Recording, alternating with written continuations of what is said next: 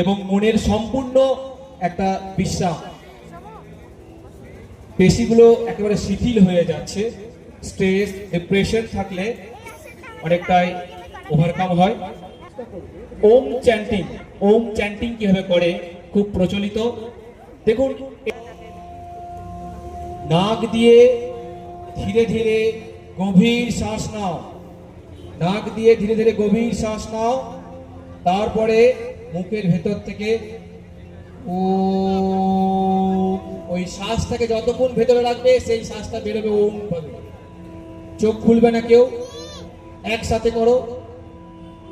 অর্থাৎ আমি বলতে চাইছি আপনাদেরকে যে কোনো একটি আসনে, হয় সুখাসন হতে পারে বা পদ্মাসন হতে পারে, বসে মেরুদণ্ডকে সোজা রেখে চোখ বন্ধ করে নাক দিয়ে ধীরে ধীরে গভীর শ্বাস নিয়ে আমরা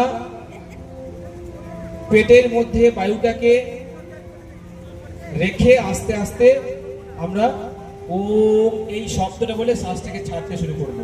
এটাকে আমরা 6 থেকে 7 সেকেন্ড অবধি সময় নিয়ে করতে হবে।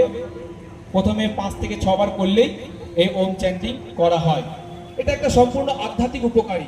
এটা একটা অন্তরের শক্তি, আধ্যাত্মিক শক্তি বাড়ে, ধ্যানের গভীরতা অনেক বেশি বৃদ্ধি পায়। এই আসনটা করলে স্ট্রেস, উদ্বেগ, অনিদ্রা, মনোযোগ অনেক বেশি বৃদ্ধি পায়।